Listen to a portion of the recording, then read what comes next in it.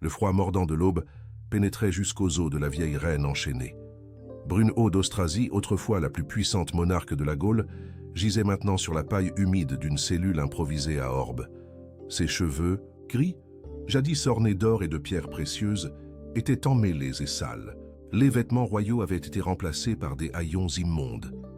La femme de 70 ans fixait les murs de pierre avec des yeux enfoncés, mais encore brûlants de fureur. Le silence n'était rompu que par le frottement des chaînes, quand elle bougeait et par le passage occasionnel des sentinelles, des hommes qui, il n'y a pas si longtemps, se seraient inclinés en sa présence. Maintenant, ils crachaient en passant devant sa cellule. Les mains ridées, qui un jour avaient tenu le sceptre du pouvoir sur 3 royaumes, tremblaient légèrement en touchant les anciennes cicatrices sur ses bras, marque de 4 décennies, de bataille, de conspiration et de survie. L'odeur de moisie et d'excréments remplaçait les parfums et l'encens de ses palais. Dans le coin le plus sombre, des rats rongèrent les restes de pain moisi, son seul repas de la journée. Brunehaut respirait avec difficulté. L'air humide du cachot aggravait la toux qui la poursuivait depuis des semaines. Ses lèvres gercées bougeaient en silence, récitant des noms, une litanie de morts qu'elle avait laissés sur son chemin au cours de 40 ans de pouvoir. Fils, petits-fils, rivaux, amants, tous sacrifiés sur l'autel de son ambition. À l'extérieur, des voix et des rires résonnaient dans les couloirs. Les nobles de Bourgogne célébrèrent sa capture, tout en décidant de son destin. L'ancienne reine savait qu'elle ne pouvait attendre aucune miséricorde, pas après tout ce qu'elle avait fait, pas avec tant d'assoiffés de vengeance.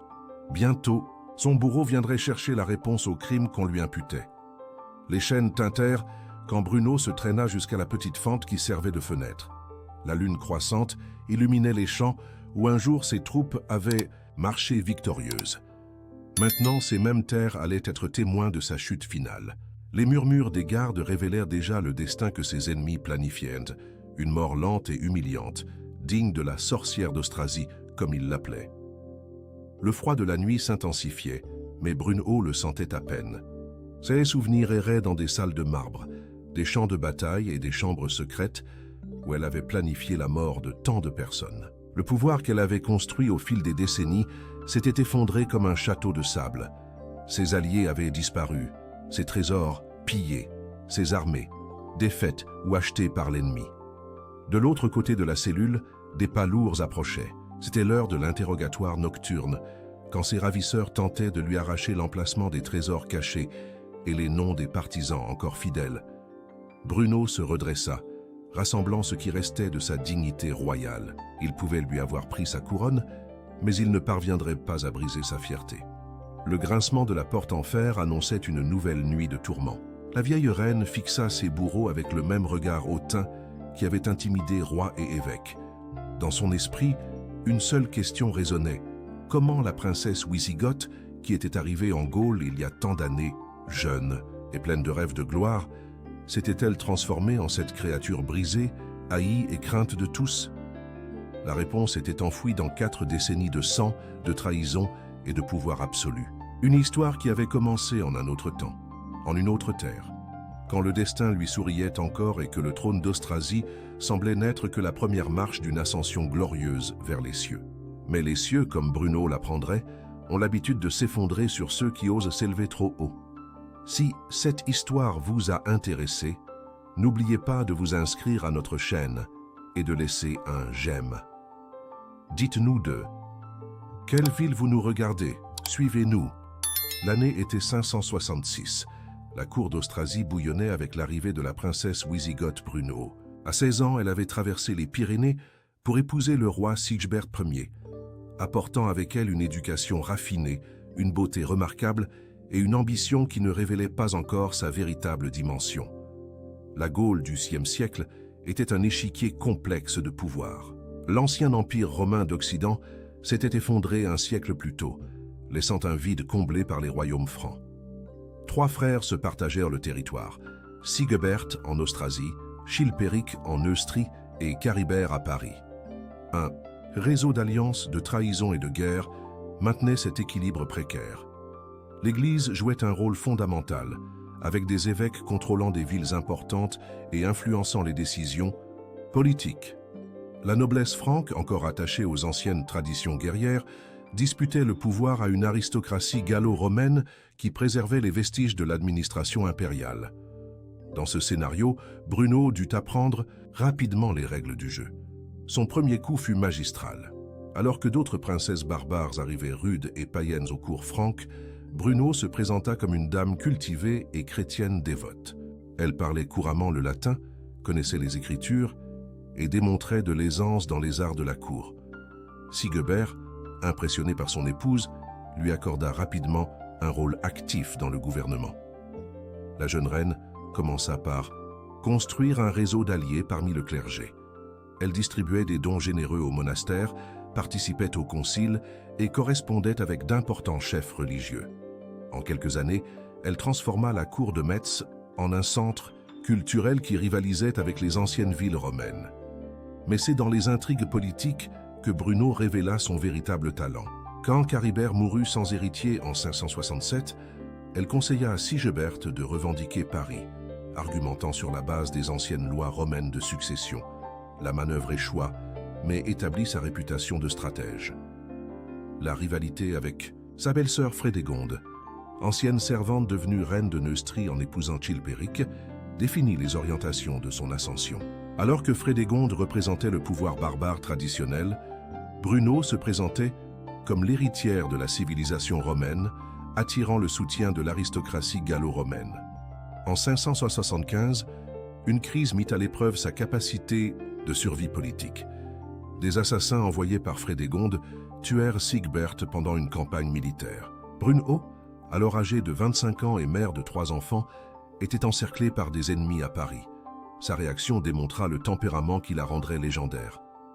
En une seule nuit, elle soudoya des gardes, envoya des messages codés à des alliés et organisa sa fuite. Son fils de 5 ans, Childebert II, fut sorti clandestinement de la ville dans un panier de provisions. Pendant que ses poursuivants fouillaient les palais, Bruno articulait déjà son prochain mouvement. Réfugiée.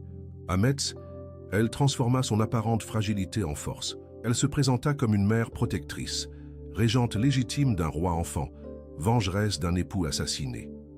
Les nobles austrasiens, impressionnés par son courage et son habileté politique, jurèrent fidélité à la jeune veuve. En moins d'1 an, Brunehaut émergeait plus puissante qu'avant. Elle était maintenant régente d'Austrasie, commandant des armées, nommant des évêques et négociant avec les royaumes voisins. Son premier édit royal ordonna la construction de routes et de fortifications, démontrant qu'elle entendait gouverner avec la même efficacité que les anciens Romains. La transformation était complète. La princesse Wisigothe était devenue la plus puissante gouvernante de la Gaule, combinant astuce politique, connaissance administrative et détermination implacable. Mais son triomphe initial portait les germes de futurs conflits. Dans son ascension météorique, Brunehaut s'était fait des ennemis qui attendraient des décennies pour se venger. L'année 585 marqua le début de la véritable ascension de Brunehaut vers le pouvoir absolu. Son fils Childebert II, maintenant âgé de 15 ans, gouvernait nominalement l'Austrasie, mais c'était sa mère qui conduisait les armées et dictait les lois.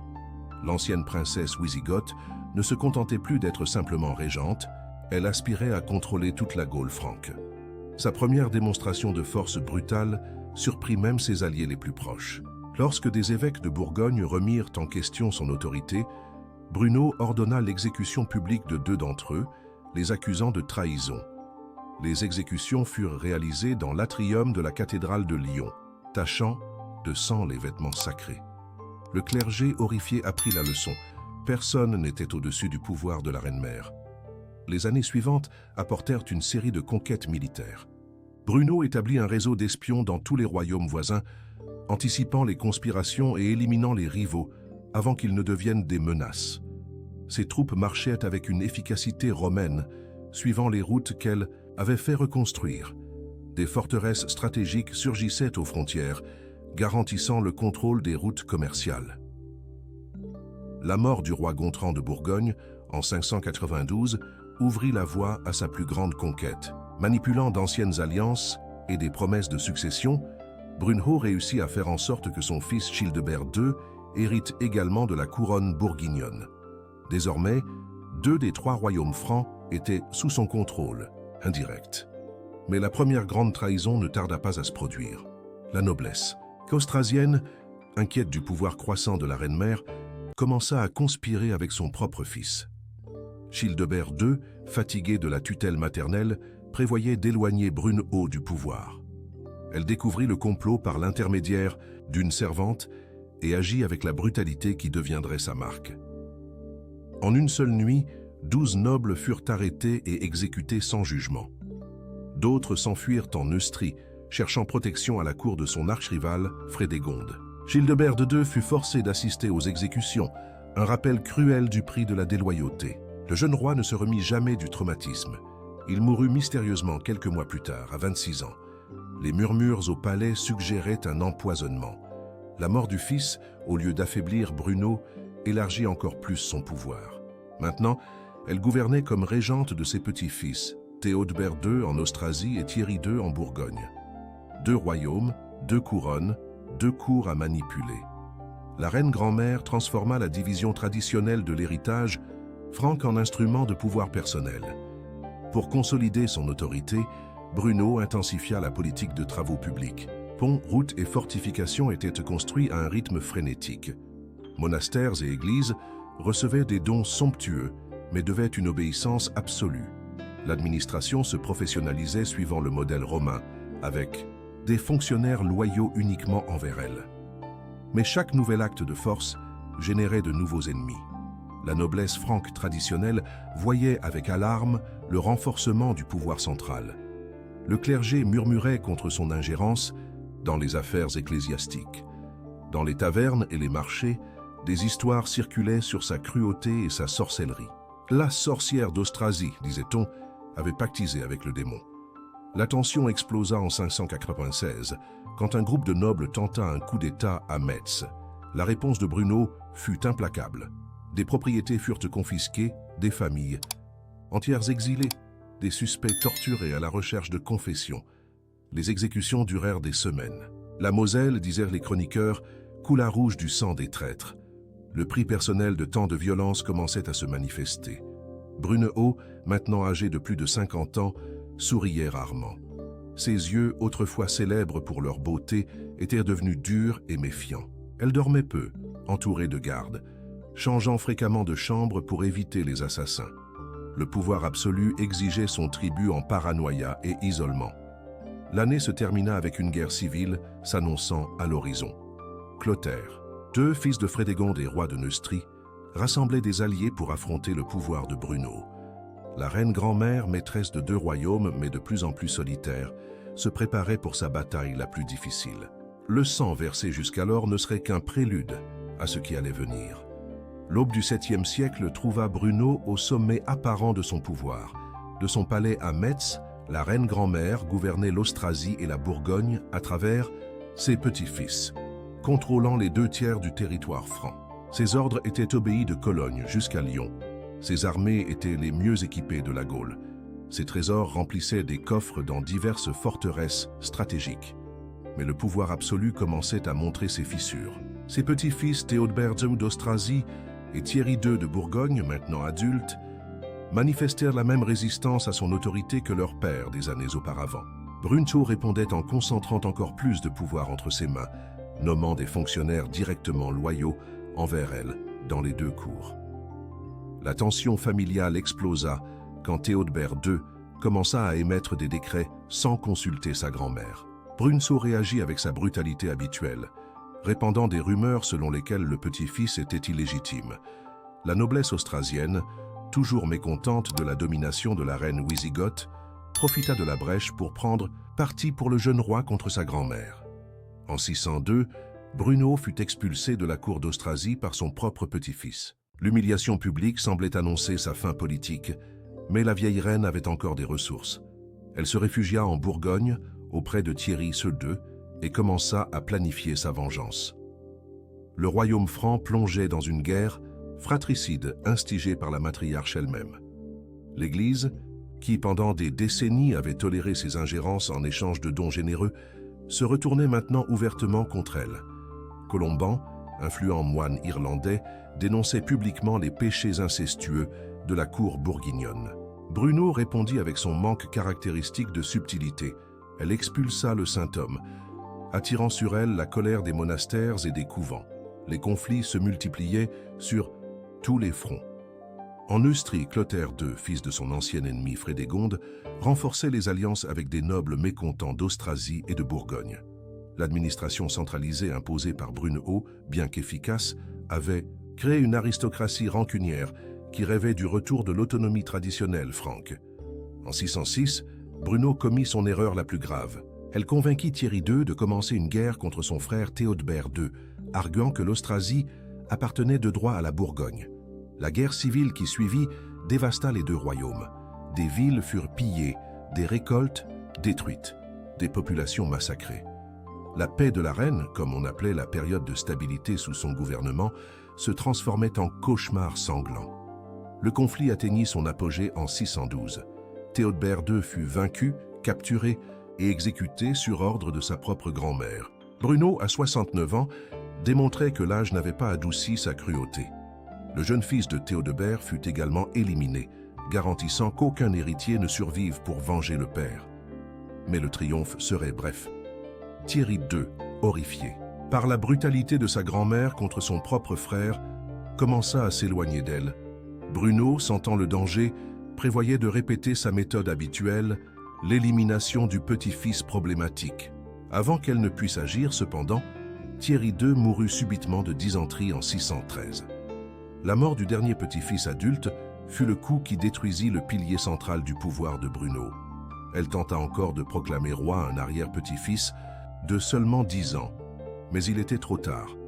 La noblesse bourguignonne, fatiguée de décennies de manipulation et de terreur, commença à déserter en masse vers le côté de Clotaire II de Neustrie. Les derniers mois de 613 virent l'effondrement accéléré du système de pouvoir construit par Bruno au cours de 4 décennies. Les fonctionnaires fuyaient, les trésors étaient pillés, les forteresses se rendaient sans combat. La reine grand-mère, maintenant âgée de 70 ans, errait de ville en ville avec une suite de plus en plus réduite, cherchant en vain du soutien parmi d'anciennes alliances. Le siège se resserrait. Clotaire II avançait avec une armée puissante, soutenue par des nobles des 3 royaumes francs. La sorcière d'Austrasie, comme l'appelaient ses ennemis, était sur le point d'affronter son règlement de compte final. 40 ans de pouvoir absolu se terminaient, non par un rugissement, mais par le silence assourdissant de la trahison. L'automne de 613 peignait de rouge les forêts de Bourgogne, tandis que Brunehaut observait, du haut de sa forteresse d'Orbe, les défections quotidiennes de ses derniers partisans. Chaque aube apportait des nouvelles d'une ville de plus qui hissait les étendards de Clotaire II. Chaque crépuscule amenait des récits de nouveaux nobles qui juraient fidélité au roi de Neustrie. Les erreurs de toute une vie exigeaient leur prix. Des décennies d'exécutions sommaires, de confiscation de terres et d'humiliations publiques avaient créé une armée d'ennemis qui émergeait maintenant de l'ombre, assoiffée de vengeance. D'anciennes familles nobles, longtemps écartées du pouvoir par la centralisation brutale de Brunehaut, se réorganisaient sous la bannière de Clotaire II. Son arrière-petit-fils, le petit Sigébert II, qu'elle avait tenté d'établir comme roi de Bourgogne, était maintenant plus un fardeau qu'un atout. Les rares troupes fidèles qui restaient désertaient en voyant qu'elle défendait une cause perdue, une reine septuagénaire et un enfant contre toute la noblesse franque unie. La trahison la plus douloureuse vint d'Arnulf de Metz, évêque, qui devait sa position à des années de patronage de Bruno. Dans une lettre publique, il dénonça la reine comme instrument de Satan et destructrice de l'ordre divin des Francs. D'autres évêques, sentant le vent du changement, suivirent son exemple. Les églises qu'elle avait construites et enrichies prièrent maintenant pour sa chute. Le peuple, qui pendant des décennies avait craint et respecté la reine de fer, se retournait maintenant ouvertement contre elle. Dans les rues d'Autun, des foules détruisirent les statues et les inscriptions qui célébrèrent ses travaux publics. À Lyon, ils pillèrent les entrepôts royaux qu'elle avait établis. L'administration efficace qui avait été sa fierté s'effondrait au milieu du chaos. Warnachar, son dernier général fidèle, commandait la défense d'Orbe avec des troupes de plus en plus réduites. Brunehaut conservait encore sa hauteur caractéristique, mais ses yeux trahissaient le désespoir croissant. Pendant les nuits, des serviteurs l'entendaient parcourir les couloirs vides du palais, murmurant des noms de morts, fils, petit-fils et ennemis, tous victimes de son ambition implacable. La nouvelle qui scella son destin arriva avec les premières neiges d'hiver. Warnachar, après des négociations secrètes avec Clotaire II, avait obtenu le pardon et le maintien de ses titres en échange de la reddition. Au milieu de la nuit, il ouvrit les portes de la forteresse aux troupes ennemies. Brunhilde, dormant dans ses appartements, fut surprise par des soldats qui auparavant lui juraient de fidélité. Dans son dernier acte de défiance, la reine tenta d'atteindre un poignard caché sous ses vêtements. Mais l'âge avait exigé son tribut. Ses réflexes n'étaient plus les mêmes. Facilement maîtrisée, elle fut traînée par les cheveux jusqu'à la cour centrale où Clotaire II l'attendait avec un sourire triomphant. Le petit Sigebert II, arraché de son lit, pleurait pendant qu'on l'emmenait au loin.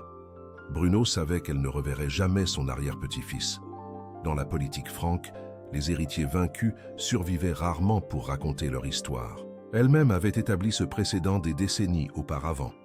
Enchaînée comme une criminelle ordinaire, Bruno fut forcé d'assister à la destruction systématique de son héritage. Des documents officiels étaient brûlés, des registres altérés, des chroniqueurs réécrivaient déjà l'histoire la dépeignant comme usurpatrice et tyran. 40 ans de règne étaient effacés en quelques heures. Les dernières paroles qu'elle adressa à Clotaire II résumaient une vie de pouvoir et de tragédie. « Tu es aussi cruel que ta mère, Frédégonde, que les cieux me pardonnent de n'avoir pas éliminé ta lignée quand j'en ai eu l'occasion. » Le nouveau roi répondit seulement par un rire. La vengeance que sa mère avait tant désirée était sur le point de se concrétiser. Le cortège qui emmena Bruno pour son jugement à Renève était une procession macabre. La population qui auparavant s'inclinait à son passage lui jetait maintenant des pierres et crachait dans sa direction. La sorcière d'Austrasie allait affronter une punition qui ferait frémir la Gaule franque pendant des générations. Le champ de Renève sur les rives de la Saône se transforma en un tribunal à ciel ouvert à l'automne 613. Des milliers de guerriers francs, nobles, évêques et paysans se rassemblèrent pour témoigner du jugement de Brunhilde. L'ancienne reine, maintenant âgée de 70 ans, était enchaînée à un poteau au centre du champ, ses vêtements royaux remplacés par des haillons immondes. Clotaire II présidait le tribunal, assis sur un trône improvisé. À ses côtés, les principaux nobles de Neustrie, d'Austrasie et de Bourgogne formaient un cercle d'accusateurs, assoiffés de vengeance. Le nouveau roi avait promis un spectacle de justice, mais tous savaient qu'il s'agissait d'un règlement de compte historique. Les accusations commencèrent au lever du soleil. Un par un des témoins se levaient pour dénoncer les crimes de Bruno. Warnachar, son ex-général, décrivit les exécutions sommaires de nobles austrasiens. Des évêques rapportèrent ses ingérences dans les affaires ecclésiastiques. D'anciennes servantes révélèrent des détails d'empoisonnement et d'assassinat ordonnés par la reine. La liste d'accusations était longue et soigneusement préparée. La mort de 10 rois francs, y compris son propre mari, Sigebert Ier, son fils Childebert II et ses petits-fils Théodebert II et Thierry II. Conspiration avec des puissances étrangères, corruption de la justice traditionnelle franque, profanation de lieux sacrés, pratique de sorcellerie et de rituels païens. Bruno, gardant la dignité royale qu'il avait caractérisée pendant des décennies, tenta de se défendre. Sa voix, encore forte malgré l'âge, résonna à travers le champ. Tout ce que j'ai fait était pour le bien des royaumes francs. J'ai construit des églises, des forteresses et des routes. J'ai maintenu la paix quand d'autres voulaient la guerre. Si j'ai tué, c'était pour protéger l'ordre que j'ai construit. Ces paroles provoquèrent des rires moqueurs parmi les présents. Clotaire II, se réjouissant de l'humiliation publique de son ancien ennemi, permit à la foule de lui lancer des insultes et des objets. « Voyez la grande reine maintenant !» criait-il. La sorcière d'Austrasie a finalement perdu ses pouvoirs. Le moment le plus dramatique vint quand on présenta le corps de son arrière-petit-fils, le petit Sigebert II. L'enfant avait été exécuté la nuit précédente. Clotaire II ne laisserait aucun héritier rival en vie. Bruno, voyant le dernier de sa lignée mort, laissa finalement échapper un cri d'angoisse qui glaça même ses accusateurs. À midi, Clotaire II se leva pour prononcer la sentence. Le verdict était déjà décidé bien avant que le jugement ne commence. Bruno d'Austrasie, proclama-t-il, est coupable de haute trahison contre les Francs. Ces crimes exigent une punition exemplaire qui sera rappelée pendant des générations. La sentence provoqua l'émoi même parmi les ennemis les plus durs de la reine. Bruno serait attaché par les cheveux, les bras et les jambes à 4 chevaux sauvages, qui l'écartèleraient vivante devant toute l'assemblée. C'était une punition réservée aux pires criminels, jamais appliquée à quelqu'un de sang royal. « Tu es vraiment le fils de Frédégonde », furent les dernières paroles de Bruno à Clotaire II. La mention de sa mère, l'ancienne rivale de Bruno, fit sourire le roi. La vengeance que Frédégonde avait planifiée pendant des décennies serait finalement consommée par son fils. Les préparatifs pour l'exécution commencèrent immédiatement. 4 chevaux noirs furent amenés au champ, spécialement choisis, pour leur force et leur sauvagerie. Bruno fut dépouillé de ses derniers vêtements, une humiliation finale pour une femme qui avait gouverné les 2/3 de la Gaule. La foule qui s'était réunie pour le jugement se préparait maintenant à un spectacle encore plus macabre. Nobles, clercs et paysans se disputaient les meilleures places pour assister à la mort de la sorcière d'Austrasie. Le soleil de l'après-midi illuminait le champ de Renève, où l'une des plus puissantes reines de l'histoire franque allait affronter son destin final. Le 13 octobre 613, le soleil couchant baigna de rouge le champ de Renève, tandis que les 4 chevaux sauvages déchiraient le corps de Brunehaut. L'ancienne reine d'Austrasie et de Bourgogne, qui pendant 40 ans avait contrôlé le destin de la Gaule franque, connut sa fin enregistrée en détails brutaux par les chroniqueurs présents. Son cri final, dit-on, fut entendu jusqu'au Gameux, muraille lointaine de Châlons. Les restes mortels de la reine furent laissés exposés pendant 3 jours, un avertissement à quiconque oserait défier le nouveau pouvoir établi.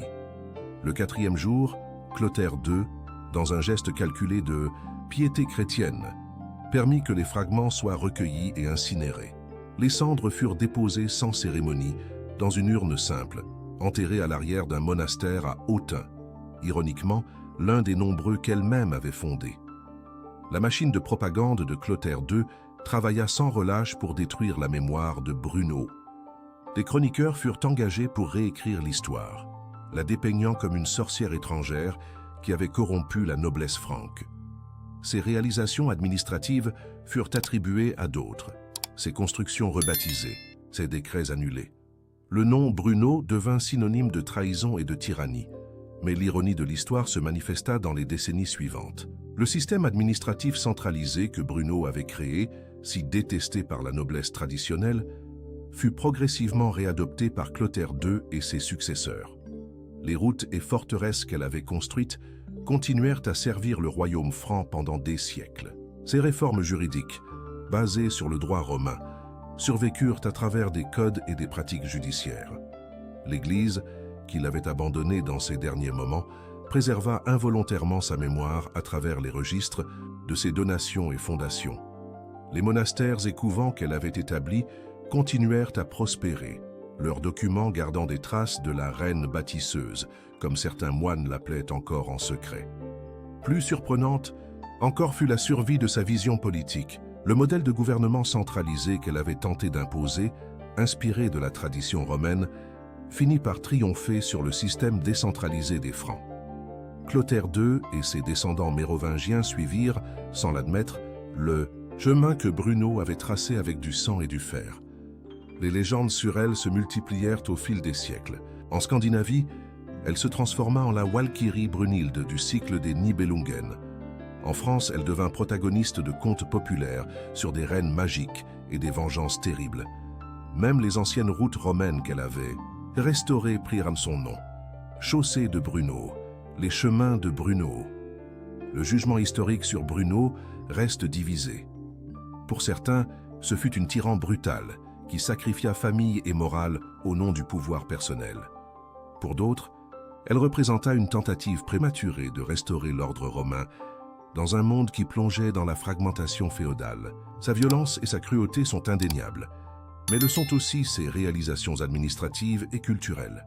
Peut-être son véritable héritage réside-t-il dans la complexité même de son histoire. Bruno démontra que, dans la politique médiévale, il n'y avait pas de place pour les demi-mesures. Le pouvoir absolu exigeait des sacrifices absolus. Sa tragédie personnelle fut d'avoir compris cette leçon trop tard, quand il n'y avait plus de retour possible sur le chemin de sang qu'elle avait choisi de suivre. Les siècles ont passé, mais l'ombre de Bruno continue de fasciner et de troubler. Son histoire sert de rappel éternel que le pouvoir, particulièrement entre les mains des femmes dans les sociétés patriarcales, exige souvent un prix terrible. La princesse Wisigoth, qui arriva en Gaule en rêvant de gloire, la trouva, certes, mais trouva aussi sa destruction. Fin de l'histoire. Et vous, nobles spectateurs, qui avez marché avec nous dans les salles sombres de l'histoire, qu'en portez-vous de ce voyage? Si ce récit vous a touché, inscrivez-vous à la chaîne, laissez votre j'aime et partagez avec ceux qui aiment l'histoire vivante et intense. Et ne manquez pas le prochain épisode. Nous parlerons de la mort mystérieuse de Guillaume II dans la New Forest. Nous nous y retrouverons.